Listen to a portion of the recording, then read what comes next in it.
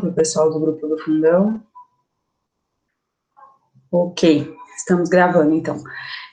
Boa noite, pessoal. Obrigada por quem chega pontualmente. Eu sempre agradeço, mas a gente nunca sabe. Às vezes não é má vontade das pessoas, né? Porque dá problema na internet e tal.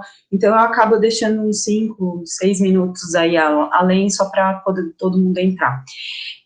Aproveitando esse tempinho aí, enquanto não entram outras pessoas, queria falar um pouquinho para vocês sobre a situação que a gente está vivendo hoje, especialmente essa semana.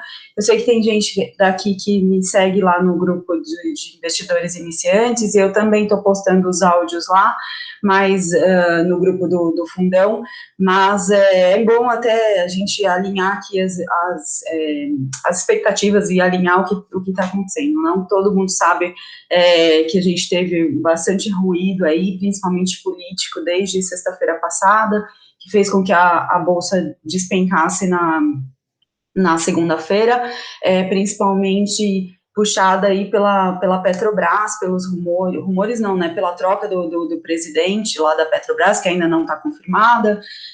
Somando-se a isso, tem o sumiço do Paulo Guedes, ninguém sabe para onde ele foi, ninguém viu, ninguém sabe onde que ele está. Então, tem muita confusão acontecendo, né, e o cenário não é favorável nem internamente, nem externamente, né. No caso externo, a gente tem uma questão aí relacionada à subida da taxa de juros dos Estados Unidos, né, que isso daí impacta principalmente na Bolsa lá, e impacta, na verdade, no mundo inteiro, porque com a subida de juros lá, os investidores acabam preferindo títulos que são mais seguros, do que investir em países emergentes, né? Se eles tiverem que escolher entre investir no título do tesouro do país mais seguro do mundo, com a melhor economia, eles vão investir lá em vez de investir em países emergentes, né? Então, isso acaba causando um fluxo de saída da Bolsa também aqui no Brasil, somado a todos esses problemas, esses barulhos internos que a gente está tendo, a gente está vendo aí a Bolsa meio que andando de lado, né?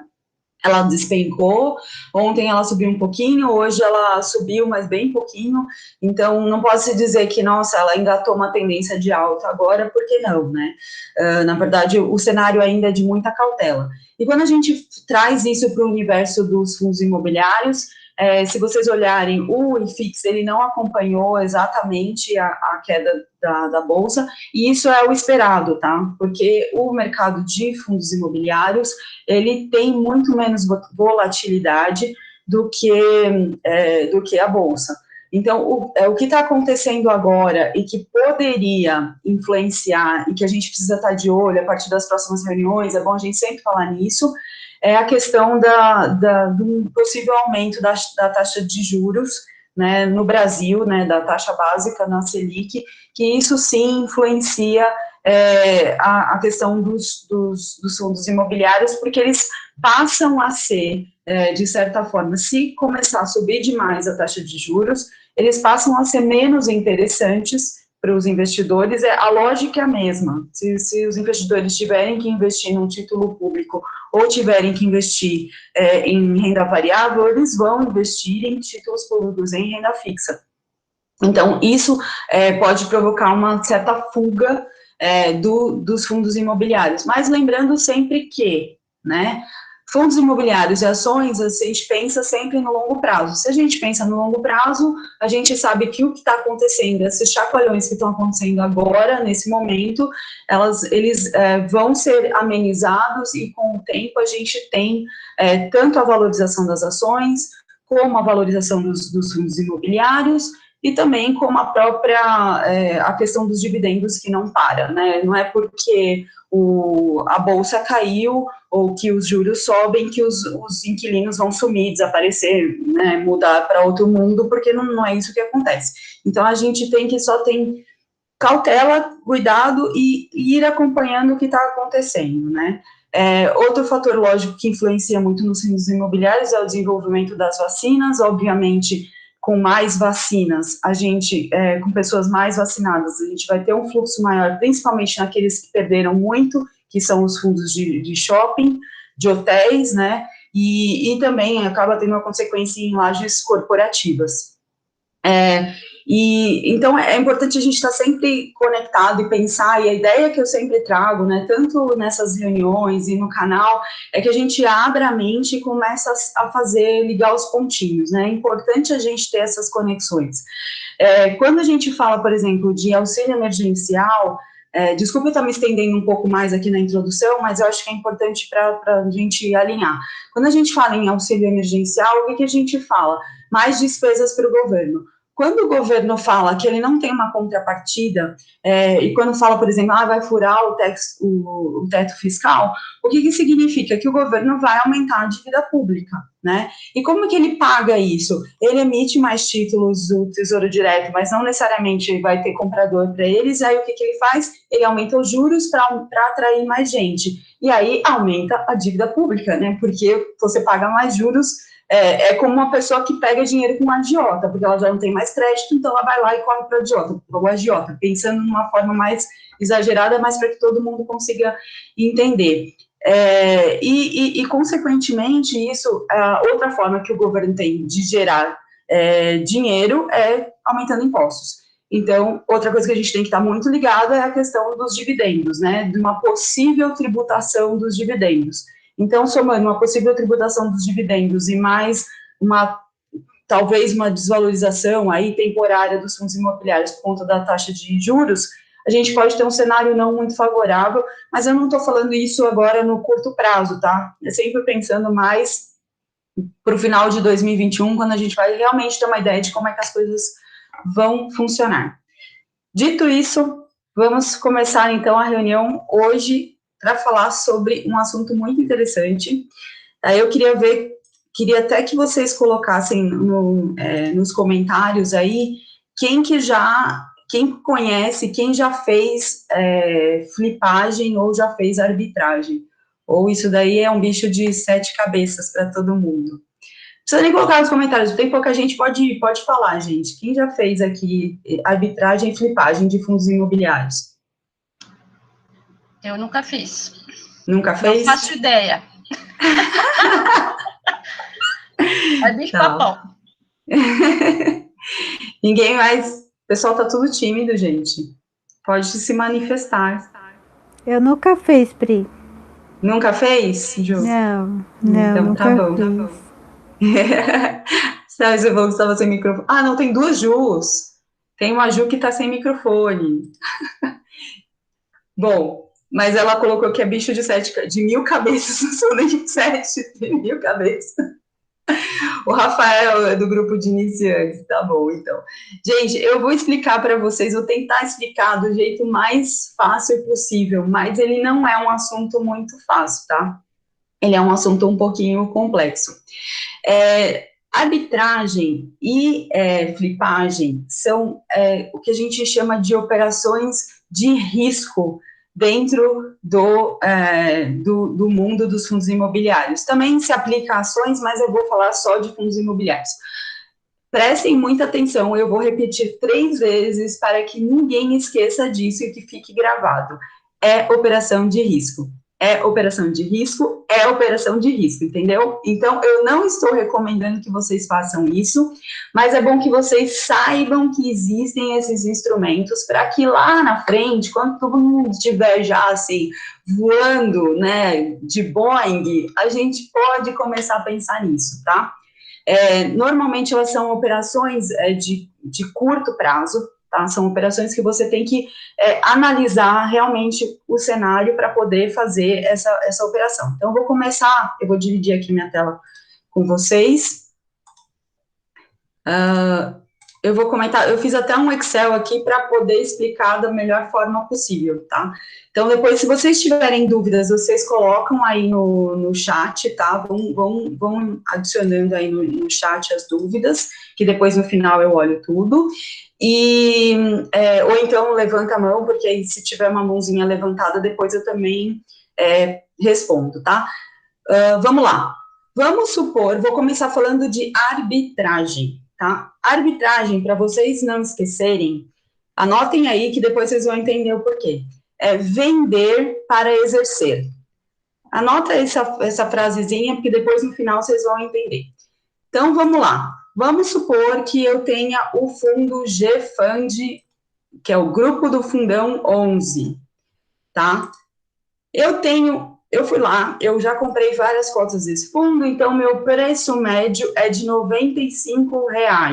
Tá? Eu vou falar um pouquinho de preço médio depois, mas o que que é? Não vou falar agora. O que que é o preço médio? Gente, é o custo de aquisição, né, que você tem em várias operações, e aí depois você divide pelo número das cotas que você tem, né? Não é nada um bicho de sete cabeças, mas só para todo mundo entender que, por exemplo, se você compra uma vez a 100 e você comprar na outra vez a 105, você tem que fazer a média ponderada para você ter o seu preço médio. Não adianta você achar que o valor da primeira compra nem é o valor da última compra, tá? Então, fixa aí. Então, eu tenho 100 cotas desse fundo a R$ 95, meu preço médio, ou seja, eu tenho um patrimônio de R$ 9.500. Os proventos mensais, né, os dividendos que ele paga são de 50 centavos por mês, então isso me dá R$ 50, porque são 50 centavos vezes os R$ 100, tem os R$ 50, tá? Esse é o cenário antes da arbitragem, tá? Eu estou analisando lá o cenário que eu estou. O preço que está hoje o fundo imobiliário, o preço de tela, eu entro lá no home broker e eu vejo que o preço de tela é esse daqui, R$ 105. Show, né? Já valorizou R$ 10 aqui, mas não se empolgue, porque a conta não é assim, não é tão simples de fazer a conta. Tenho R$ 100, né? Se eu vendesse tudo, eu teria R$ 10.500, ou seja, meu patrimônio está estimado, com base no valor de hoje, né, R$ 105 vezes 100, 10.500. O fundo vai lá, o GFAM fala, gente, eu vou fazer uma emissão. Para quem não sabe por que o fundo faz a emissão, é para captar recursos para comprar novos ativos que vão gerar renda para os cotistas, certo? Beleza. Aqui não é preço médio, tá? Esse aqui é o preço da subscrição.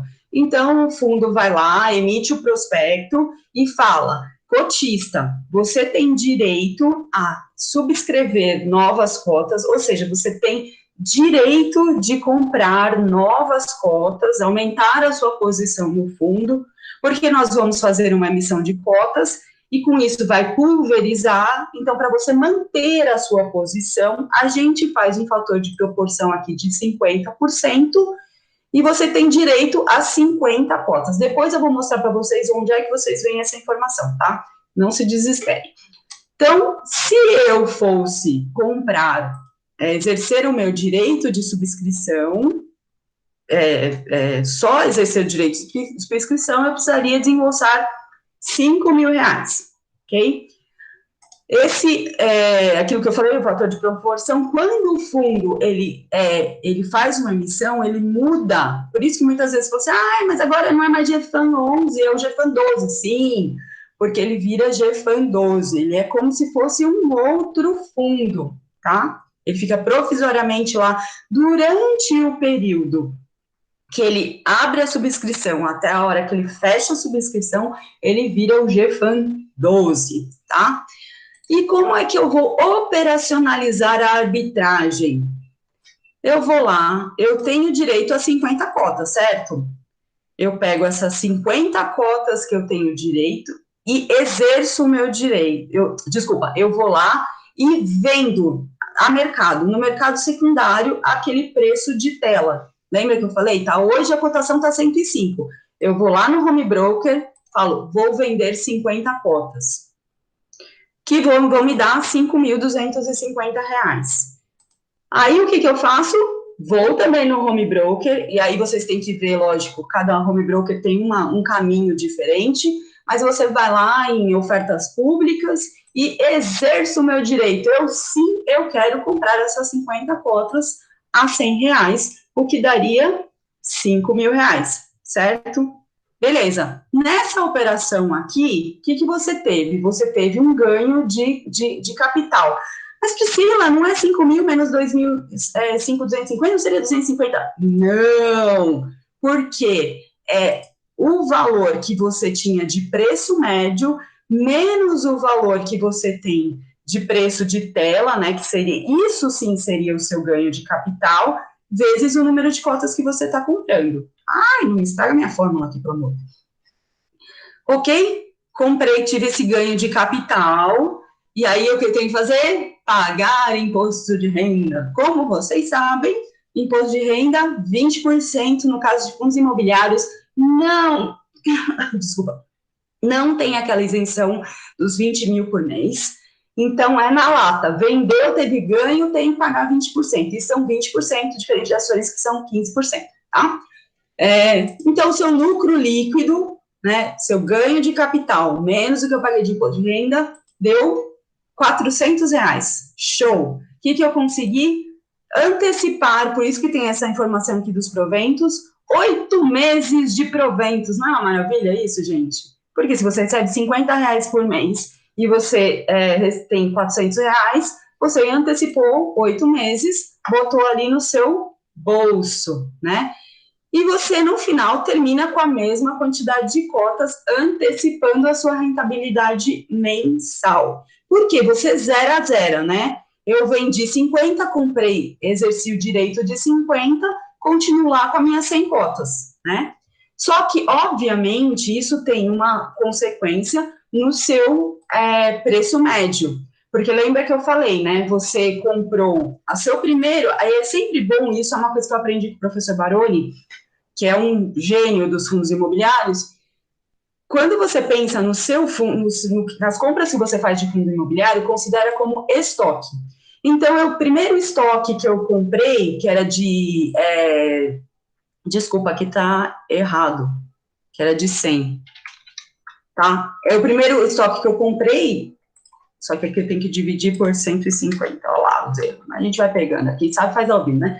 Então, você tem o primeiro estoque que eu comprei lá, R$95, e eu comprei 100 cotas. Depois eu tenho um segundo estoque que eu comprei lá a R$100 no exercício do direito, lembra? Então, comprei 150 cotas. No estoque total foi de 150, o meu preço médio, ele foi para 97, tá? R$97. No resultado, só que aí aqui que tá a pegadinha, tá, gente? E aqui é por isso, depois eu vou disponibilizar essa planilha para vocês, com fórmula aberta, para vocês mexerem e fazerem as simulações.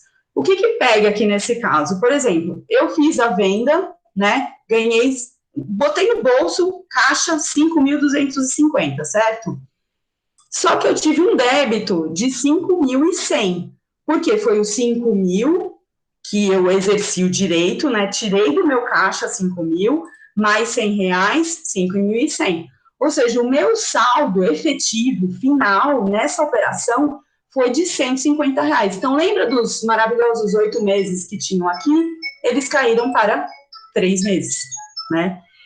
É bom? É bom, não é ruim. Mas tem que lembrar também que durante o período que você exerceu a subscrição, quando finaliza a subscrição, finaliza o período de emissão, o que acontece? Você tem direito, o fundo entra no período de integralização de novas cotas. E esse período, ele varia muito, tá? Então, ele pode variar até, sei lá, 90 dias, por exemplo, 45 a 90 dias. Nesse período, o fundo, pode ser que ele não aloque o valor dos ativos, aí o que ele faz? Ele simplesmente deixa esses ativos lá, o dinheiro que eles captou num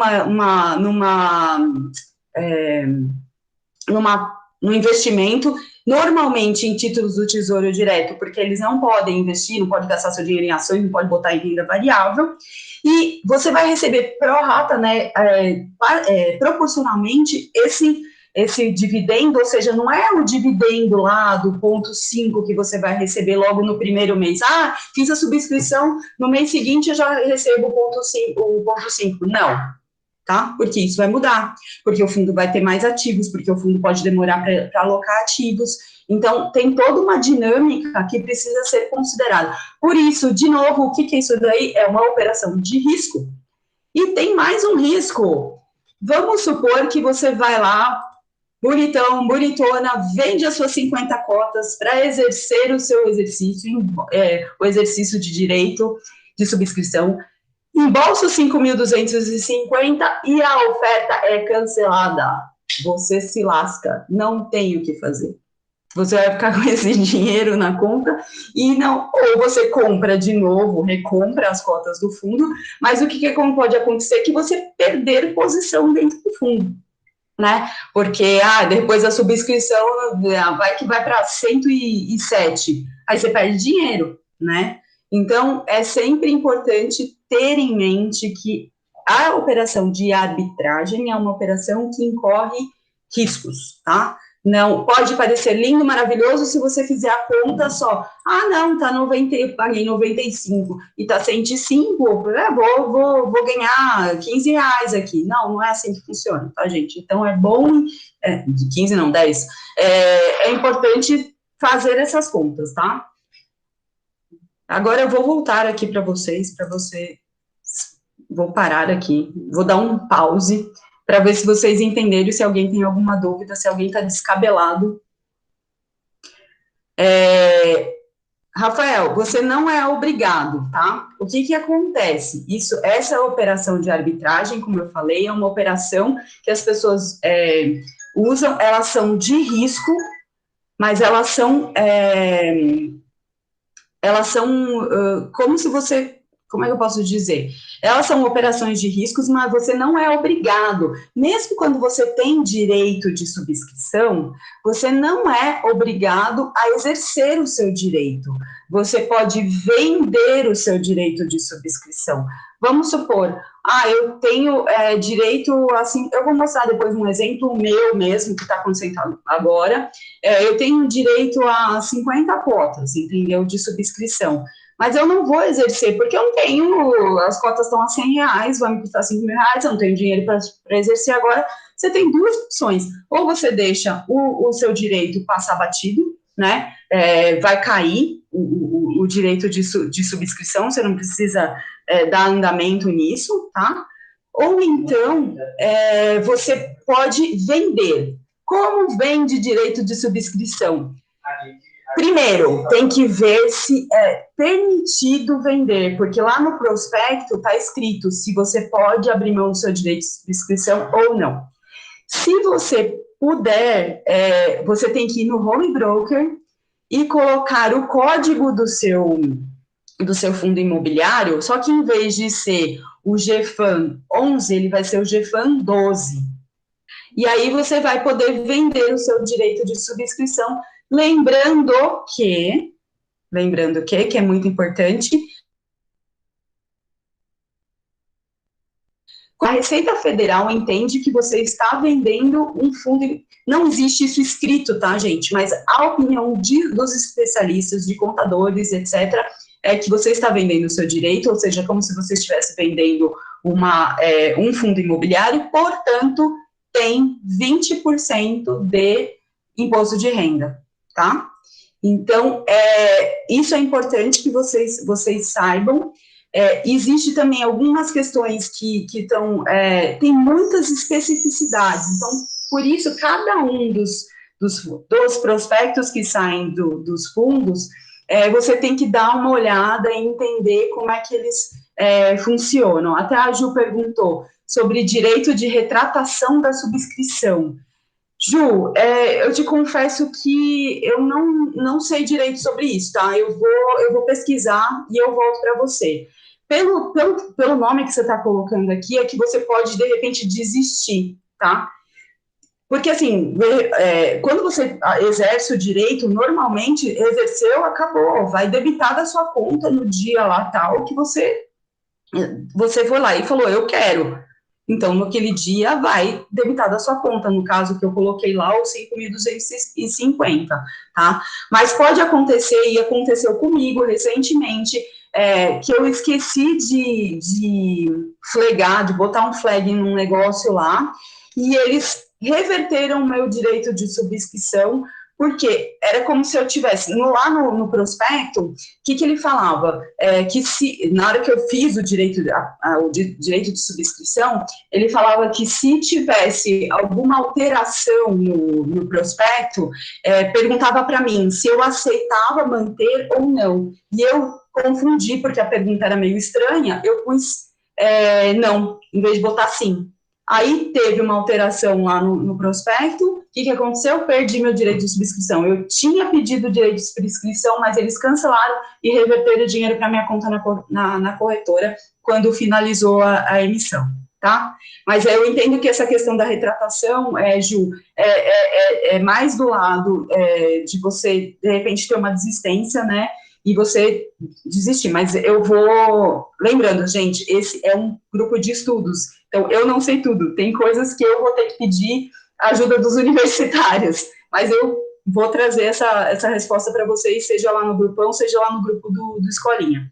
Rafael, entendi, mas caso eu tenha direito de subscrição e queira exercer, preciso vender antes a mesma quantidade do que é oferecido ou a venda acontece de forma automática? Não, Rafael, você não precisa vender.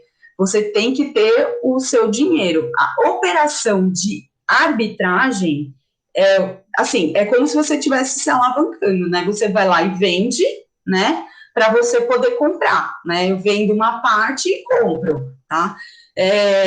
Mas se você, no caso, se você não quer fazer isso, você tem que ter o dinheiro na conta.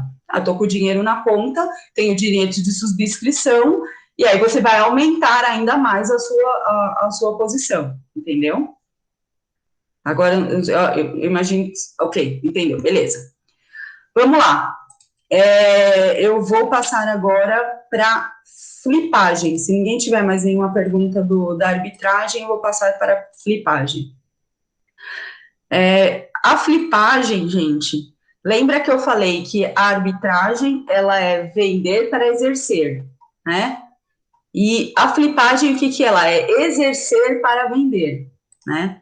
Então, usando o mesmo exemplo aí do GFAM 11, né? Aqui não muda nada, a situação é exatamente a mesma. Aí, o que eu faço na flipagem? Eu exerço primeiro o direito. Então, eu vou lá. Neste caso, eu tenho que ter caixa, né? Porque eu vou lá, pego as cotas a R$100, eu vou ter um valor aí de R$5.000 que tem que estar na minha conta, né? Aí depois, quando terminou a emissão, fechou tudo, integralizou as cotas, lembra que isso pode demorar um tempo, pode demorar lá 90 dias, integralizou, é meu, eu vou lá e vendo a mercado.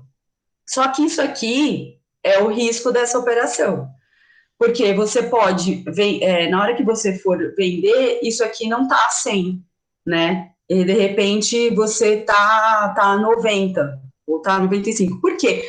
O mercado, quando existe uma emissão, e você pode, depois eu até mostrar isso no gráfico, ele fica mais volátil, né? Então, porque tem gente ali se alvoroçando, né? Quem quer comprar, quem quer vender, quem vende direito de subscrição, começa aquela zona toda lá, e o mercado fica mais nervoso, né? Então, nesse caso aqui, eu peguei, exerci o direito lá por 5 mil, né? Com caixa, né? 5 mil, em seguida eu fui lá e vendi. Tem que ser logo em seguida, né? Logo que, viu que eu cheguei tem um preço que está exatamente mais ou menos o que eu estava esperando, vende. Aí você embolsa esses 2.250, 5.250, né? Aqui a mesma coisa, muda, você aumenta o seu patrimônio temporariamente, né? Porque você vai continuar, você vai continuar com o seu estoque, que é de 100 cotas, e você vai comprar mais 100 cotas para depois vender lá na frente, né? E o resultado aqui, o que acontece? Você tem o crédito, quando você vende, vamos supor que você deu sorte, bateu 105 lá, vender 5.250, tive um ganho de quanto? De capital de R$417. De novo, aquela conta. Preço médio, menos o valor que você, né, o preço que você efetivamente vendeu, vezes o número de cotas. você vai pagar um IR aí de R$ 83, vai ter um lucro líquido na operação de R$ 333, e isso percentualmente, né? Porque você vai embolsar esse caixa de 5.167, né, menos o dividido pelo que você tinha, né, no direito, que era de 5 mil, você vai ter uma operação com um lucro aí líquido de 3%. Essa operação, a primeira operação já não é para iniciantes, tá, gente? A segunda operação é menos ainda, né, porque você corre o risco de estar exposto à volatilidade do mercado. Existem, sim, casos em que os fundos imobiliários, eles emitiram a 100, né, você vai lá exercer o direito a 100, e logo depois caiu para 80, e amargou do 80 durante um tempo. E aí você faz o quê? Senta e chora, né? Não tem muito o fazer. Mas, quando tudo dá certo, se tudo dá certo, você consegue aí uma rentabilidade num curtíssimo prazo, 3% no curtíssimo prazo é uma ótima rentabilidade. Essa operação, ela é mais simples, mas não quer dizer que ela seja menos arriscada, tá, gente? Ela é mais simples, mas é mais arriscada. Lembrando, né, que sempre é aquela máxima: quanto maior o risco, maior retorno. Qual o tamanho do seu estômago? Quanto você aguenta? Se der tudo errado, você vai perder uma parte do seu capital, você vai sobreviver a isso? Vai estar tudo bem? Beleza, você segue, vida que segue. Agora, se não for assim, é melhor nem pensar. Então, essa operação aí de flipagem, tanto a flipagem quanto a arbitragem, elas são para iniciados, não para iniciantes. Então, exatamente, Rafael, para essa operação você tem que ter caixa. Então, a primeira coisa que você tem que olhar, o que acontece normalmente quando essas operações são vantajosas? Quando você tem o seu preço médio bem mais baixo do que o preço da emissão da cota, né? Então, acontece se está muito próximo, e vocês vão ver no exemplo que eu vou mostrar para vocês, que é um exemplo meu, que está muito próximo, então acaba não valendo a pena, tá? O risco que você corre, e aí tem que gerar DARF, não demonizando DARF, tá, gente? Porque quem gera renda tem que se acostumar, quem gera renda na renda variável tem que se acostumar, tem que pagar DARF, né? Então, só que isso, lógico, se você tem pouco, e não é aconselhado, para quem tem poucas cotas, vamos falar, eu tenho uma cota, 10 cotas, 15 cotas, não faça, não faz sentido, tá? Porque só faz sentido quando você chega numa quantidade, aí não tem uma quantidade ideal, mas tem que fazer as contas. Fazendo a conta aí no Excel, você vai conseguir entender, porque cada situação é diferente. Por quê? Porque o meu preço médio é diferente de vocês, né? É diferente de qualquer um. Porque nós temos históricos diferentes de compras, períodos diferentes de compra, então não dá para falar assim, gente, eu vou me dar super bem na arbitragem desse determinado fundo imobiliário, vem comigo, bora lá. Não, nunca pense isso, vocês têm que fazer conta, porque a sua carteira é individualizada. Cada um tem uma carteira diferente e cada um tem que seguir o seu perfil de investidor, antes de mais nada, porque a gente sabe, tudo bem, tem gente aqui que é até conservador e está se aventurando aí, não aventurando, né, mas está indo atrás de uma rentabilidade melhor com os fundos imobiliários. Mas, com certeza, a dor da perda é 2 vezes maior do que a alegria do ganho. Então, se você não quer correr risco, se você acha que é muito para você, tem que fazer conta, e você nem faz. Segue a vida, se tem dinheiro lá para aportar e aparece um direito de subscrição, e o direito de subscrição é bom, segue o baile e vai, faz, entendeu? Mas não, agora a Priscila falou, eu vou fazer arbitragem. Não, gente, pelo amor de Deus, eu não estou recomendando ninguém aqui que faça arbitragem, nem muito menos que faça flipagem, tá? Só estou explicando para vocês porque é importante que todo mundo saiba que existem esses instrumentos. Então, vamos lá, que agora, em Skin in the Game, vou mostrar para vocês o exemplo real meu, né, de como está com os números, os meus números, tá? Vou compartilhar aqui a tela para vocês.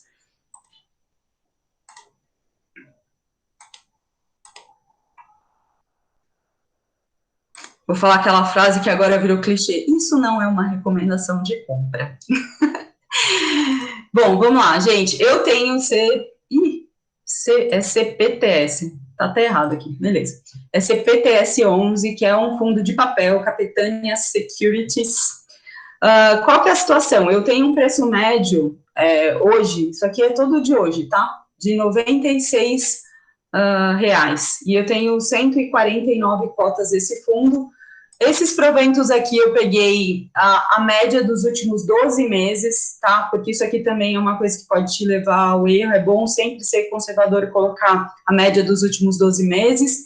Então, em média, esse fundo imobiliário está me pagando R$ 117,71 por mês, tá? O preço hoje de tela estava R$ 100 quando eu me parei esse material, não sei se fechou nisso, mas ele estava R$ 100,05. Então, multiplicando pelo 149, eu tenho um patrimônio aí de 14.907 atualizado no dia de hoje, se eu fosse lá e fosse vender, né? Mas não vou. A nova emissão que o fundo apresentou é de 97,49. Peraí, gente, eu vou interromper porque eu vou ter que compartilhar outra tela também. Peraí. Tem que ser aqui. Ok. Agora vai funcionar. Então, vamos lá. Só me fala se vocês estão vendo. Alguém me dá um ok só no som, se vocês estão vendo o formulário de subscrição aqui? Tá aparecendo, Pri. Tá, beleza. Então, aqui, esse é o formulário de subscrição, né, informação sobre os direitos da Capitânia Securities, né? Então, vamos lá no que importa, né? Onde é que eu vi essa questão do valor da cota, tá vendo? 97,49, tá? Então, é aqui que você consegue. Mas não é 94,23? Não. Por quê? Porque tem R$ 3,23 que é referente à taxa de distribuição primária. Nada mais é isso aqui que a taxa que eles pagam tanto para a B3 quanto para a emissora, né, para quem está trabalhando com a emissão disso. É por isso que o pessoal fala que agora o mercado está, como é que fala, contaminado, porque tem um monte de gestor fazendo um monte de emissão para que as emissoras ganhem com isso daqui, mas eu não vou entrar nesse mérito. É só bom que vocês saberem que não é o primeiro valor, é sempre esse daqui, tá?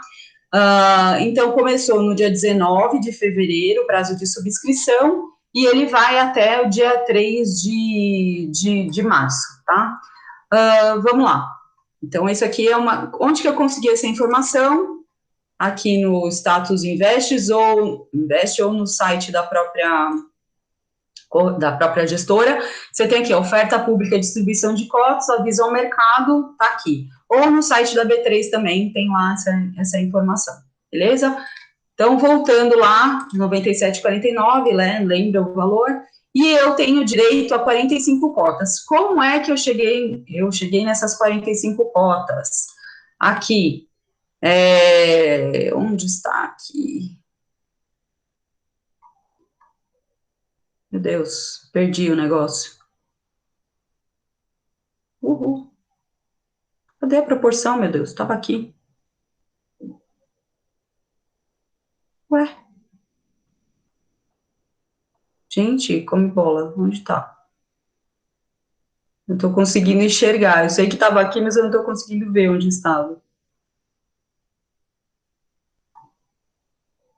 Aqui. Tá vendo aqui? Eu tenho direito a ponto 3. Ponto 30,49, blá, blá, blá, blá, blá, blá. E aí está aqui.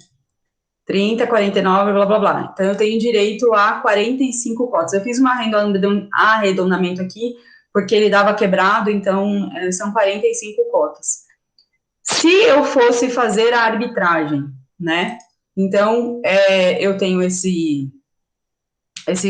vender essas 45 cotas aqui ao preço de tela, né, de R$100,05, né, é o mesmo, as 45 cotas, e aí eu entraria no meu caixa R$4.502. Imediatamente eu exerço o meu direito, né, e eu tenho 45 cotas aqui a R$4.387. Quanto que eu tenho de ganho de capital? R$169, pago um IR de R$34, tenho um lucro líquido de R$135, e eu tenho um mês de dividendos. Aí eu pergunto para vocês, vale a pena, gente? Toda essa salada que eu vou fazer para poder... desculpa, deixa eu só admitir alguém que está entrando aqui. Fazer todo esse esforço, né, para ter uma antecipação aí de um mês de dividendos de R$117, na minha visão, não vale a pena, né? Então, eu já excluí a possibilidade de fazer a arbitragem, mesmo porque quando a gente vai lá para o resultado final, né, o que acontece? Eu teria, na verdade, um saldo de R$81, menos de um mês, né, de dividendos. Definitivamente não vale a pena eu ter que me esforçar tanto para poder fazer essa arbitragem no caso desse fundo imobiliário, tá? Vamos lá, eu vou mostrar agora o exemplo da flipagem, né? Então, as mesmas informações aqui, esse aqui eu até esqueci de arredondar, mas dá na mesma. Então, vamos supor que eu tenha um valor aí de R$105, mas isso aqui é bem exposição mesmo, porque eu vou mostrar para vocês aqui uma coisa importante, que vocês analisem, né? Vamos ver aqui, desde que foi anunciado, na verdade, lembra que o anúncio, o período começou dia 12, né? Só que já tem os matraca do mercado, que lá no dia 10 alguém já sabia que ia ter subscrição. O que aconteceu? Caiu um monte a cota, né? Aí eu vou mostrar para vocês aqui o que aconteceu na última emissão, que também dá para vocês pegarem a informação aqui, ó. Anunciou dia 28/10 e foi até o dia 8/12. Vamos ver. Dia 28, do 10.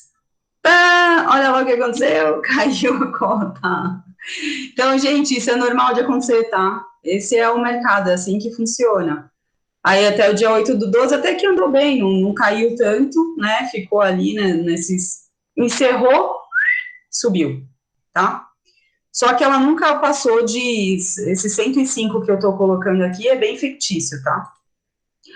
Então, vamos supor que eu consiga lá coloquei uma ordem de venda, né, a 105, consegui fechar a 105, tá? Muda todo o meu preço médio, tá? Ele, na verdade, tem uma outra configuração do preço médio, porque eu comprei a um valor maior do que eu tinha de preço médio, tá? R$96 era meu preço médio, mas eu comprei a 97, então ele muda aqui o meu novo preço médio. No final das contas, como é que vai ficar a operação? Então, eu tive um crédito aí de 4.725, um ganho de capital de 379, paguei um IR lá, fiquei com um lucro líquido de 303 e tenho um lucro na operação de 6%. Você pode até falar, pô, legal, Priscila, vai lá e faz, né? Mas, na boa, eu não vou correr esse risco, não. Porque esse fundo, por exemplo, ele é um fundo muito bom, eu estou muito feliz com os proventos que ele tem pagando, porque, na verdade, hoje, né, ele está pagando muito mais do que o 0,79, eu fui bem conservador, ele está pagando 1,05, mas esse é um fundo de papel que está surfando lá na onda dos juros, né, de correção monetária, então, mas você vê que ele é um fundo que vem crescendo o pagamento dos dividendos. Isso aqui é 2020, né, mesmo na crise ele nunca deixou de pagar, e ele começou a pagar mais até no outubro, novembro e dezembro, e aqui ele, em janeiro e fevereiro, ele teve uma boa performance também. Então, para mim, não faz sentido para ganhar R$ 303, percentualmente é um excelente resultado, mas quando eu penso em caixa, R$ 303, eu vou conseguir recomprar, sei lá, 3 cotas desse fundo, para mim não faz muita, não me agrada, né? Não me faz muito sentido eu fazer esse tipo de operação. Então, eu decidi que eu não vou fazer a subscrição desse Capitânia Securities. Então, é isso, gente. Deixa eu ver aqui. Meu Deus, cadê? Primeira vez que entro no grupo, as meninas estão dominando. Sim, nós vamos dominar o mundo, Rafael, desculpa dizer. Eu sinto te dizer... Não, tô brincando. Né, Rafael, agora falando sério. O que acontece? O mundo do mercado financeiro já é dominado pelos homens. As mulheres começaram agora. A gente está atrasada, na verdade, né? E vamos continuar até ter uma equalização aí. Só temos 25% de mulheres na bolsa, gente. Muito pouca gente, muito pouca gente. A gente tem que trazer a mulherada. Aliás, né? Dá uma puxão de orelha nas meninas, vamos trazer a mãe, pai, todo mundo para participar das reuniões, por favor, né? As amigas, chama as amigas, faz um chá, né? Um chá para tomar, porque não dá para tomar um vinho, que aí depois não tem nada. Chama todo mundo e vai fazer um encontro virtual, pô. Vamos lá, Juliana, não vale pena arbitragem mesmo sem vender as cotas e sim comprando com o dinheiro que eu teria na conta? Aí não é arbitragem, Ju. Aí é só você fazer uma compra, né? A arbitragem, ela é porque você não quer usar o seu dinheiro. Então, você vende o que você tem, né, lá no risco e compra com o dinheiro do que você entrou no seu caixa. Tá? Então, essa é a ideia, entendeu? Bom, ela entendeu. Gente, agora terminei a minha parte, o que eu tinha para mostrar para vocês eu já mostrei, como eu disse, eu vou disponibilizar essa planilha para que vocês possam fazer com calma essas continhas. Eu estudei, tá, gente, eu não tirei isso da minha cabeça, eu estudei, eu li muito material a respeito, então, podem confiar na planilha para vocês poderem fazer tomarem as suas decisões. Mas, de novo, eu sei que tem gente aqui que é bem iniciante, mal começou nos fundos imobiliários, então, não aconselho fazer. Primeiro, montem o capital, depois a gente pensa em rentabilizar mais, né, em aumentar a atração. Primeiro, vamos devagar, ninguém começa uma maratona correndo os 42 quilômetros. Você começa a maratona, você começa andando, começa com o primeiro quilômetro, então não adianta, tem que ter paciência, não pode deixar a ganância tomar conta, porque senão vem a ruína abraçadinha nela e leva todo mundo pro buraco, tá? Então, basicamente é isso. Vocês têm alguma dúvida? Além das que vocês já colocaram? Priscila. Oi. Eu vou te fazer uma pergunta que, assim, não é diretamente ligada, é o que você falou. Eu também estou começando. Eu estou começando, então, por exemplo, o que você acha mais interessante? Eu tenho, por exemplo, R$ 1.000 para comprar fundos. Você acha que eu compro um de cada do que eu já tenho, ou eu compro 10 de um só? Por exemplo, eu quero aumentar a minha posição em logística. Uhum. Escolho um e compro 10 dele. Entendi. O que você acha que é mais interessante? Depende muito da sua estratégia, obviamente, né? Mas é sempre melhor diversificar do que concentrar, né? É sempre melhor. A menos que você fale assim, nossa, eu tenho uma super oportunidade nesse fundo aqui, ele tá muito barato, eu vou comprar porque eu sei que mês que vem eu vou fazer de novo aporte, aí eu faço dividido. Mas é só para aproveitar a oportunidade. De repente, essa subscrição aqui tá ótima, né? Tá muito boa, então eu vou fazer nessa subscrição, né? Então, só nesses casos. Eu sempre recomendo diversificar, né?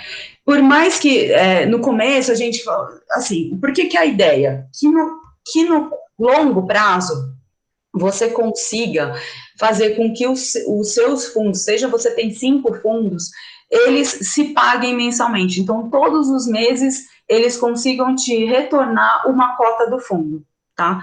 Como, por exemplo, esse mesmo meu aí, ele já me retorna mais do que uma cota do fundo, né? Então, eu consigo aumentar, todo mês eu aumento uma cota dele, né? Mas, enquanto você está formando, enquanto você está, assim, fazendo balanceamento de carteira, é o Magic Number, exatamente, Rafael. Enquanto você está fazendo balanceamento de carteira, não tem nada de errado aproveitar umas oportunidades e tal, mas eu acho mais legal você ir, vamos todo mundo junto, eu tenho 5, vamos os 5 juntos pro Magic Number, entendeu? Senão você vai ficar muito concentrado em um, e isso desbalanceia a sua carteira de fundos imobiliários. Então, você vai ficar muito carregado em logística e aí vai diluir as suas posições nas outras. E aí, isso, consequentemente, aumenta a sua exposição ao risco se acontecer alguma coisa com o segmento de logística, tá? Mas não tem certo ou errado. Essa é uma sugestão. Sim. E outra coisa, Priscila, com relação porque, por exemplo, eu estava observando, os fundos que eu tenho, a maioria deles aumentou, e aumentou bastante. Então, para eu fazer novos aportes, você tinha comentado, né, a questão é o PVP lá, qual deles que você tinha falado, qual deles que eu tenho que observar, e assim, qual que é o valor para eu saber se ele está um preço bom de compra? O que acontece? O IFIX tá, né, os fundos imobiliários, eles estão numa tendência de alta mesmo, né? Porque está saindo as vacinas, né? Tudo bem, agora a gente vai entrar em recessão de novo aqui em São Paulo, mas tem uma luz no fim do túnel. Era diferente de antes, que eles não tinham uma luz, né? Não sabia exatamente o que ia acontecer. Então, assim, tem uma tendência de alta. Dificilmente, principalmente se você comprou ano passado, você vai conseguir comprar pelo mesmo preço. Porque você comprou no mercado baixista e você está indo para um mercado que está em tendência de alta. Não tem como, né? É até ruim se o fundo tivesse o mesmo preço de março do ano passado, pô, não dá, né? Tem alguma coisa errada com esse fundo. Então, assim, o que eu recomendo, lógico, o preço sobre o valor patrimonial, ele não deve ser olhado uma só, né, como um único indicador. Ele é só um direcionador. Porque o valor patrimonial, ele pode estar defasado, porque é uma vez ao ano só, então o valor patrimonial pode estar aí defasado e você te levar a um erro, tá? Mas, via de regra, para começar o primeiro screening lá, o primeiro filtro que você coloca, você vê, o fundo está 1,50 de PVP, está muito esticado, né? Está muito esticado. Aí o que acontece? Porque se você compra muito esticado também, você vai aumentar o seu preço médio, esse valor pode voltar para o, sei lá, para o valor de 1,20, 1,10, e aí você perde dinheiro, né? Então não dá para você, não importa o preço não importa. Não, preço importa sim, gente, né? É o que vocês falaram essa semana.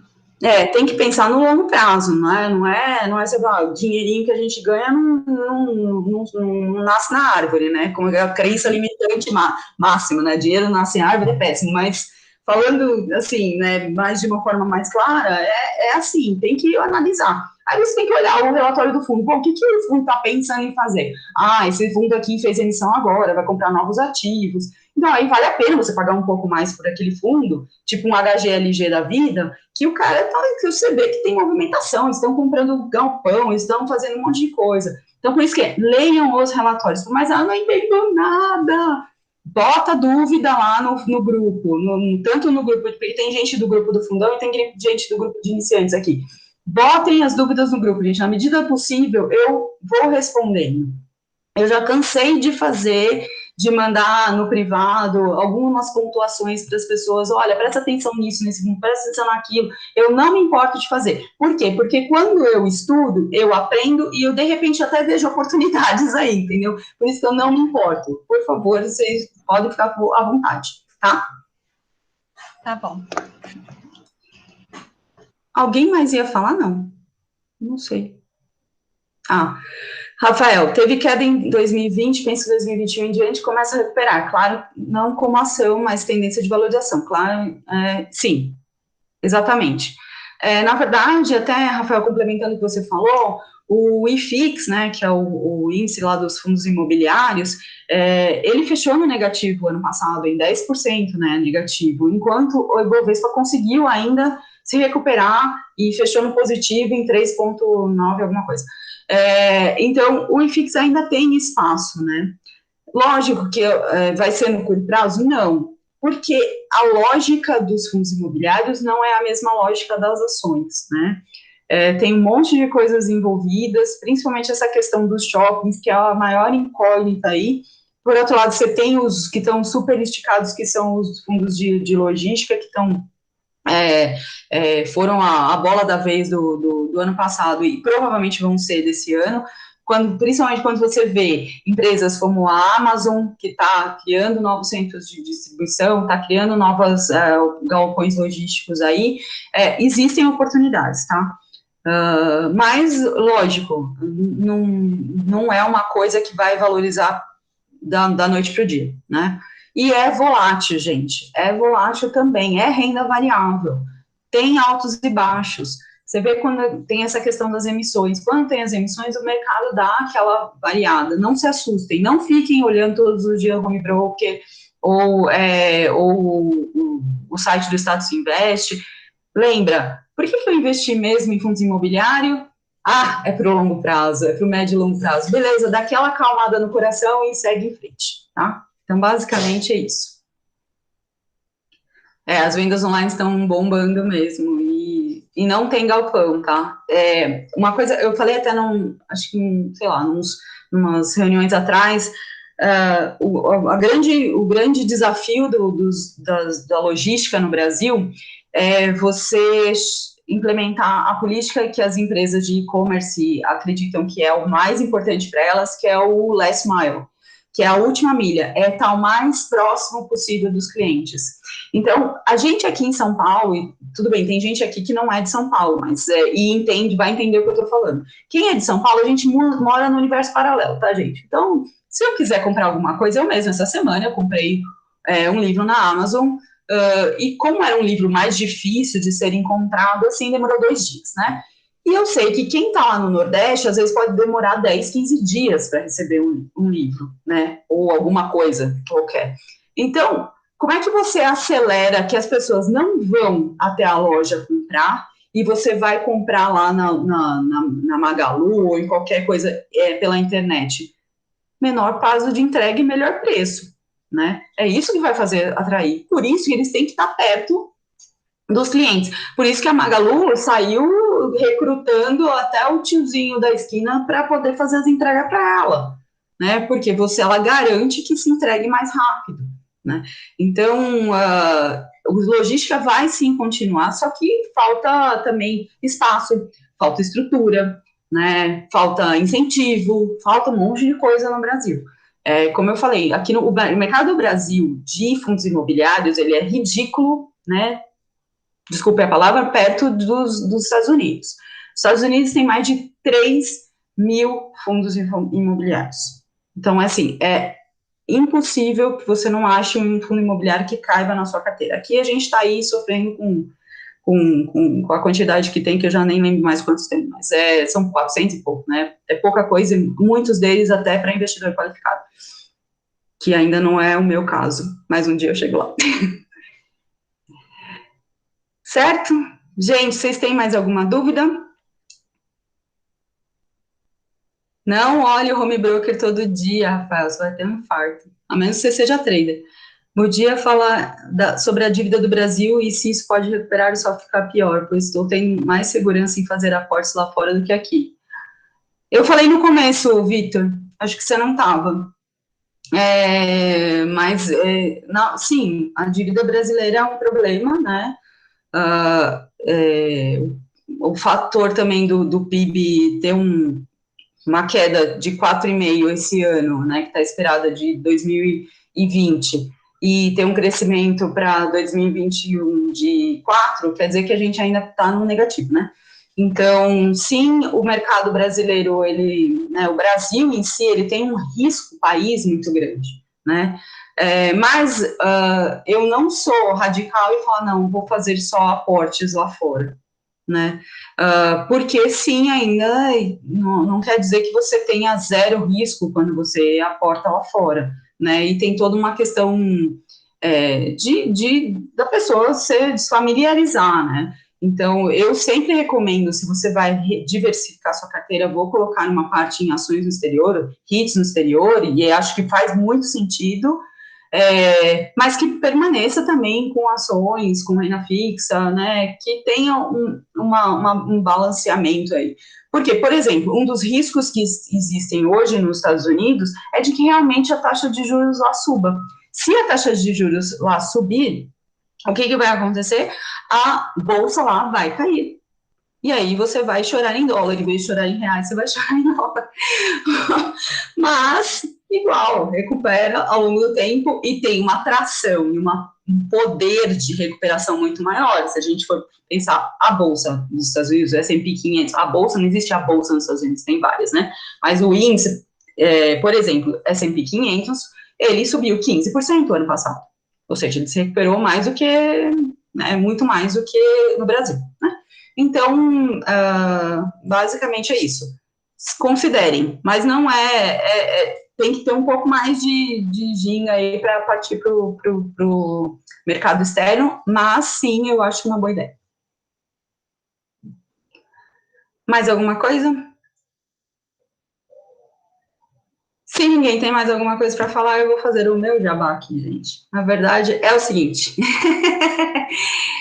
Uma das coisas que eu percebo muito na maioria dos grupos que eu participo e nesses dois que eu mesma criei, é o medo que o pessoal tem do famoso imposto de renda, tá? Estamos chegando aí na época do imposto de renda, hoje era para ter liberado o programa, mas um pouco antes de eu olhar, não tinham liberado ainda está como 2020, vão liberar as normativas, e a partir da semana que vem é pernas para que te quero, né? É a hora de começar a fazer o imposto de renda. E quem começou na renda variável, parabéns, maravilhoso, nós somos parte dos 3.200.000 brasileiros, pouquíssimos que investem na Bolsa, porém, tem toda uma dificuldade, não uma dificuldade, né, mas tem um monte de informações desencontradas, e as pessoas ficam desesperadas, eu vou ter que fazer imposto de renda, bem, vai ter, né, foi lá, entrou no home broker, não tem jeito, comprou, já era, vai ter que fazer o imposto de renda, não tem como não fazer. Então, pensando nisso, e até uma forma para que eu possa passar de forma mais, como é que fala, clara para todo mundo, esse conhecimento que eu tenho do imposto de renda, de como é que a gente faz certinho, eu vou criar um evento, a partir do dia 8 de março, vai ser lá no Simpla, tá? Há um custo, assim, que eu digo que gente, peixe em chão, eu vou cobrar R$39,90 para ter 4 dias de aulas ao vivo, todos os dias, à noite, que aí eu vou mostrar desde onde vocês vão buscar a informação, nota de negociação, tal, quais são as informações que vocês têm que ter, como vai calcular o preço médio, como vai calcular o DARF, e aí a gente vai ser feliz todo mundo passando batido pelo leão, tá?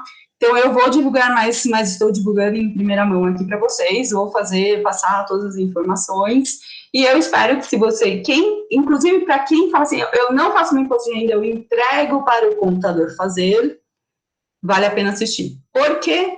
Porque o imposto de renda é uma responsabilidade do contribuinte.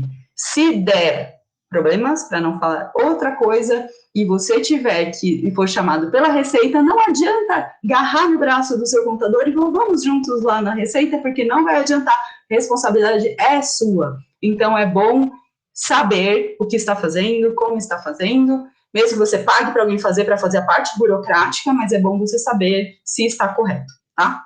Então, eu vou passar mais informações mais para frente. Quem puder participar, eu agradeço. Quem puder divulgar, eu agradeço ainda mais. E aí a gente junta as informações e está todo mundo aí preparado, sem querer fugir do leão, porque não faz o menor sentido, porque somos pessoas que fazem renda, investidoras, então nós temos que nos acostumar com essa questão do imposto de renda. Ok? Se vocês tiverem mais alguma dúvida, senão a gente encerra por aqui. Hoje está todo mundo quieto, hein? Pri, deixa eu só falar uma coisa aqui, Angélica. Oi, Angélica.